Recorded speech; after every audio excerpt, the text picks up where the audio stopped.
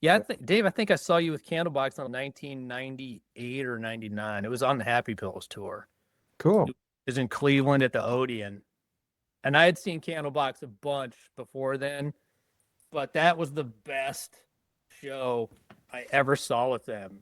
Let's paint a picture of what Seattle was like in the late 80s in the music I scene. was just trying to find what my next move was going to be. And then right at the end of the 80s there, I started working at London Bridge in 89. I worked Oh, there in 86 in Agent Boys band. I couldn't see out at the time. quite Yeah. a bit different back then. Yeah. The Seattle, the 80s, it was like there was a lot of punk bands. Totally. Great. And some great metal bands. And that's the whole fusion of it. And Yeah. really, it just hadn't gelled yet. Nobody had labeled, everybody was like crossing and fusion everything together until 90s came and somebody labeled it grunge. Everybody was kind of searching for what they were doing and everything was open to interpretation. Some friends of mine were playing, and I'd never seen Star Anna. She blew my mind. That was great. They were so good. There's the famous The Mama San demo from 10 that everyone pretty much knows about at this point. But a question that I have, was there actual pre-production for the 10 sessions with Rick? I didn't even realize it was a Beatles cover for a while. I was like, wait. They changed the lyrics. Temple of the Dog was recording that record.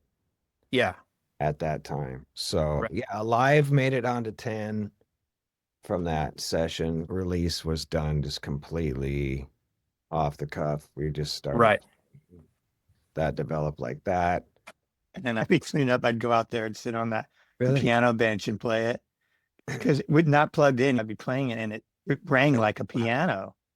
Yeah. It did back then. Yeah. Who else? The guy in King's X. I know he's so into King's X. It must have. Yeah, I know. Remember, we went and saw them, me and Jeff. Where was that? I can't remember. That's how I even heard of King's X, is because of that, because of you guys, because of Jeff. One thing that's intriguing about Seattle, it's like back then, and this is what made it special too, because I remember when I started recording when I was young, straight out of high school, there weren't a lot of like professional studios in Akron and maybe in Cleveland, but they were out of touch for us. We just couldn't afford to get into them. But London Bridge, when they opened, they were hurting there wasn't big records being made all the time or anything like that. So they kind of built it. And then they came. There was a while there where they were stressing. It was hard to find good studios to work in. I took it for granted being there, but yeah, Seattle has a lot of great studios. And like I say, still does. And all the Battle of Bands were such ways of meeting all the other musicians. And great players. Both of Rick Knotts taught all the great guitar players and David Kyle taught all the great singers. Oh, and then other people caught on to it. It was definitely a thing. No matter what you did, where you went, music was being promoted or done, or everybody had a piece of it.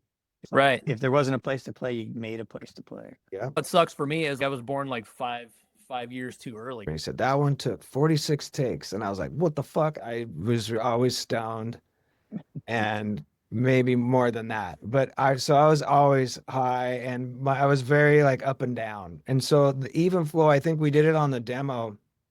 It flowed really well. The problem I was really picky about my stool back then, and I had this drum throne that was a old Tama cheap throne, but it sat flat. So I was like, oh, okay. But yeah, so my stool, we played, I think it was the one at the off ramp with Allison Chase. And it was a very wild evening, I'll say. I was like, I don't have my throne at this. Oh, we've got a couple. So he had a couple and bigger, nicer ones than I had, but it's like, they didn't go low enough. And I'm like, and then it's like, we'll find another way. Wow. Okay, this is a little lower, adjusted up a little bit. It wobbles. Just tighten it down, Dave. Yeah. Okay, but then halfway into a song, it's starting to wobble again. And I hear the sound of the tape coming off the machine, spliced at the end. It was after the chorus, which is good. But so that whole output is cut from another reel, and so I just kept my mouth shut because I didn't want to tell Rick or anything. But if there's no music on and the tape machine's rolling, you'll hear it go past the head. It's like, a real short little sound. If he hadn't have done that, I don't think the record would have been as good. Kids don't know what we're talking about anymore. They're all on the laptop. No, yeah, I know. What is this nonsense? I felt it. Everybody involved. It was a serious record. It felt like you guys was there to work. It was serious, and there was a lot of pressure. Somehow. So it's weird how it all lined up. There's this spaciness to 10, the original, that I really think helped create a sound that was different than any other band. It's funny. I was doing a tape seminar in Nashville, and they were talking about the 10 record, and we're going to listen to 10 and talk about that. And they didn't tell me, they played the Brendan O'Brien mix.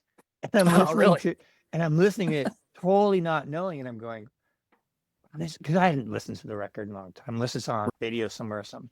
And I'm, oh my God, no wonder it sounded different. I had no idea. I thought I was just losing my mind. Guitars are in your face a lot more. It's like in the original, it's like the drums and the vocals are very loud. When this stuff came in, it sounded so different than a lot of the 80s music that was popular then. I'm like, that's the art. That's the painting on the canvas. Don't mess with it. It's just two Neumann U87s. That was like the standard boom.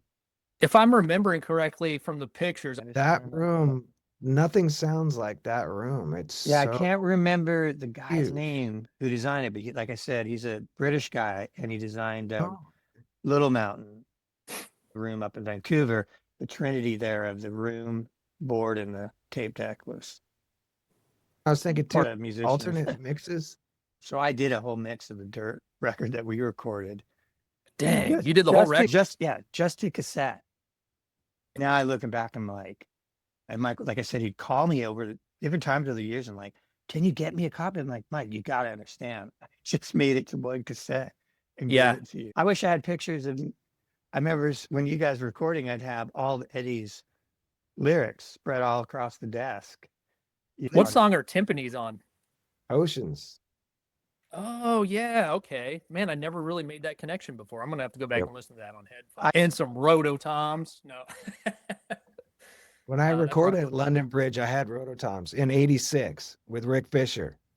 And I'm setting my kit up. Is that Tom, my kid? And I put the rototoms up, and he comes in. He's like, no.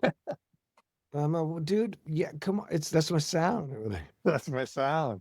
Not anymore. I mean, the whole success thing was like kind of broadsiding the scene, or at least that's from outsider looking in. But it wasn't defined. And then I guess it all got labeled. But when you guys were doing that, I didn't really know, like I said on the demos, I didn't really know what to think.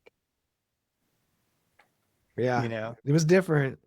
Yeah. I didn't know where you guys were going. I loved it. I was like, it was cool. I thought it was great. And then you guys engineering in the studio. It was like, I just remember there were mics on the bottom of my toms. There was shit everywhere. The thing that there's such subtlety captured. Yeah. Which I really love, because all the ghost notes on the snare. Right. All that stuff is really a lot of time spent on the EQ and the mic placement, and where it was just everything was very cleanly and properly done. That's what bums me out about specifically drums now, and a lot of like recordings that are on the radio. Like they've just taken out that nuance. It's just so buttoned up and on that grid. I thought you guys were really good live band. I thought you guys were going to blow up.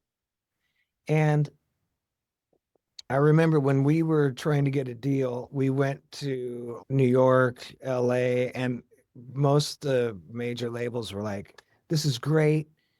And we want you to go in the studio with a big producer, just not to get too into this person. Yeah. They were like, no, because they wanted to be the producers. I was a little cold, and he's, are you cold? And I go, no, I'm good. And he goes, get him a robe. And I'm like, oh, this guy. It was tough. It was after the whole, it was when they were like putting out records, and instead of getting tour support and building it, like 8 years before. I was like, with my band, Civil Vein, they got signed to Island, even with we had Lippman Entertainment Management and Island Records and stuff, and we had all that behind us, and we still didn't make it. So we didn't have, although Tom Shadyac is the guy that signed us to, he had a deal with Universal because he was such a huge movie producer, director. so successful. They said, you can do anything you want. And he said, I want to start a label. I can't stay on the road, make money. And they wanted to continue on touring and just pay out of pocket and keep going. And I was like, I can't afford to do that. And it's like, we're playing for major labels and yada. And then that's when Chris was like, I don't want to do it. I just want to go do my own. And Brad was like, that's it. To lose him, he was so unique. Blind Melon's got on to try and replace him. I was like, I just don't know, man. Like, how do you replace a guy like that? Some bands can do it, which is really weird. We're working on an AC/DC cover now, man, and I got a whole new respect for Phil Rudd. That's the genius, is when you can make it sound simple, right? Just good luck, AI. Humans still know how to do it. To keep it that unique, I don't think AI can replace that. He'd always love it in the end. And Dave's like, see, just let me just. Oh, well, it's kind of crazy because he's this really tall German guy, like right from Germany. Never been to the States before. And we fly him to LA and take him to Brad and Christopher from Blind Melon's place in North Hollywood and get hired Dave. He was so outside the lines anyway. I figured that if you're going to go out with anybody, that's the guy to deal with. But what's even better is Happy Pills. I was a fan of Candlebox before that. And when Happy Pills came in, it really felt like a rebound for them from the second record. I met Kevin and Christopher Thorne around the same time. Kevin introduced me to Aaron Saravo, and we had a band called Diamond Star Halo. Oh, that's right. You were in Diamond Star Halo. And Kevin liked my drumming from 10. And so we became friends and just kept in touch. He always has this massive room. Yeah, he knows how to take care of himself. He always has good stuff. Yeah, he knows how to get it going. And all of a sudden they go, we have a gig. We have 2 gigs. And I'm just like, oh. And they're like, they're next weekend kind of thing. And they're festive. Oh my God. Oh no. The Monitor was a real, I guess Pete was pissed at the Monitor situation or something. So I go flying through my drums. The drums go flying everywhere. And it was a rental kit. So it was like a 2-off or whatever. Oh my gosh.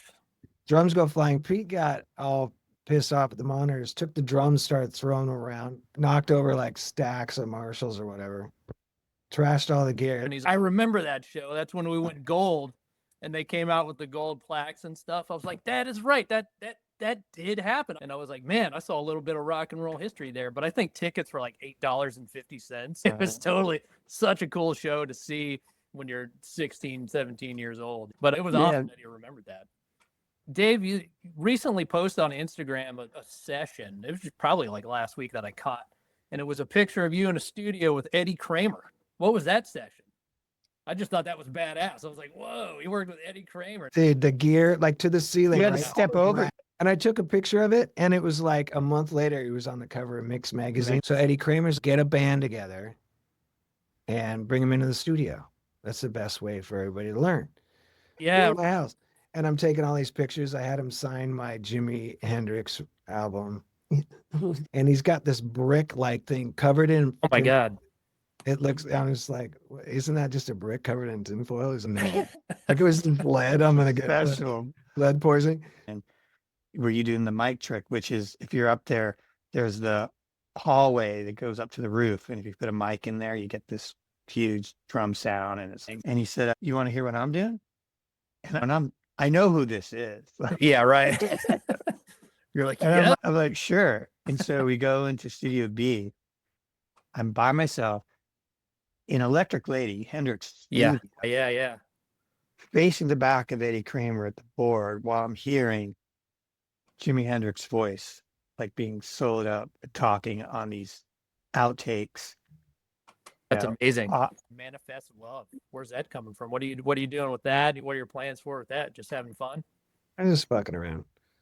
Yeah, you know, when Blind Melon first came in the studio, when they first came in, I was helping them load in and everything and getting set up. And they had a rack with the Mackie board. And I guess they were doing like all their early demos with that board. There you go. Yes. I remember going down there in my pajamas and I would come out. My wife at the time's, damn, dude.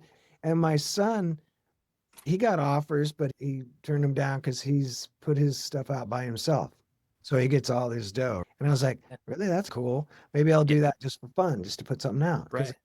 Just most of my stuff's just instrumental. So I grabbed a mic. I grabbed this 421. This isn't really a vocal mic, but I was like, it was the nearest to me. So I just unplugged it and I brought it in there. And I was just like watching Daniel Boone was on.